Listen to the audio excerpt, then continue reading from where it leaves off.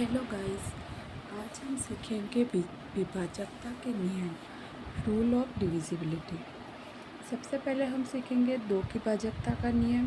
तो दो की भाजकता का नियम क्या कहता है कि जहाँ पे अगर कोई सी भी संख्या है उसके पीछे अगर इकाई का अंक 0, 2, 4, 6, 8 तो संख्या 2 से भाज्य होगी। इकाई का अंक ये होना चाहिए, मतलब सम संख्या होनी चाहिए, जैसे 210, 132, 514, 616, 918, ये हो गया। और फिर है तीन की भाजकता का नियम। तीन की भाजकता का नियम बोलता है कि अंकों का योग 3 से विभाज्य होना चाहिए। जैसे कि ये दे रखा है 312, ये दे रखा, तो इसके अंकों का योग गिनो, 3 और 1 4 और 5 6 हो गया। इसके अंकों का योग गिनो, 5 6, 6 और 3 9 हो गया। और ये कितना हो गया, 3, ये भी मतलब अंकों का योग 3 आ रहा है, तो वो 3 से विभाज्य होगा। और 4 6, 6 भी एक 3 से विभाज्य संख्या है। और ये हो गया 9 हो गया, और वापस ये भी अंकों का योग 9 हो गया। तो ये सब हो गया 3 से भाज्य संख्या हो गई। अब है चार की भाजकता का नियम। चार की भाजकता का नियम ये बोलता है कि अंतिम दो अंकों से बनने वाली संख्या 4 से भाज्य हो। अंतिम दो अंक मतलब ये दोनों अंक अगर 4 से भाज्य है तो पूरी संख्या 4 से विभाज्य होगी। और अंक ये अंतिम अंक 2 है तो ये 4 से विभाज्य है, तो ये पूरी संख्या 4 से विभाजित होगी।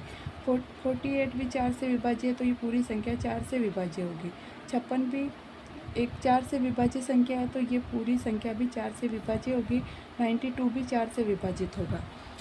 तो चार की भाजकता का नियम बोलता है कि अंतिम दो अंक देखने हैं अपन को कि वो विभाजित करते हैं या फिर नहीं करते। अब 5 की भाजकता का नियम क्या बोलता है कि इकाई का अंक या तो 0 हो और या फिर 5 हो। तो जो भी संख्या है अपन को लास्ट डिजिट देखना है कि वो 0 है या फिर 5 है। इन दोनों में से कुछ भी होगा तो वो 5 से विभाज्य होगी।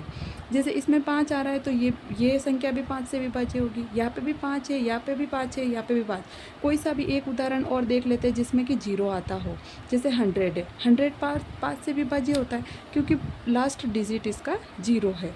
अब 6 की भाजकता का नियम क्या होता है, 2 और 3 से भाज्य हो। जो भी संख्या होगी वो 2 और 3 दोनों से विभाजित होगी, तो वो 6 से भी विभाजित होगी। जैसे 72 ये 2 से विभाजित होगी क्योंकि लास्ट डिजिट क्या है, 2 है। और तीन से विभाजकता का नियम क्या बोलता है कि दोनों का योग, जो भी संख्या है उसका योग 3 से विभाजित हो। तो 7 और 2 कितना हो गया, 9 हो गया। 9 3 से विभाजित होता है, तो ये पूरी संख्या भी 3 से विभाजित होगी, अतः ये 6 से भी विभाजित होगी। अब 600 है, ये भी 6 से विभाजित होगी। 960, ये सारी संख्या अब 6 से विभाजित होगी। Thank you guys.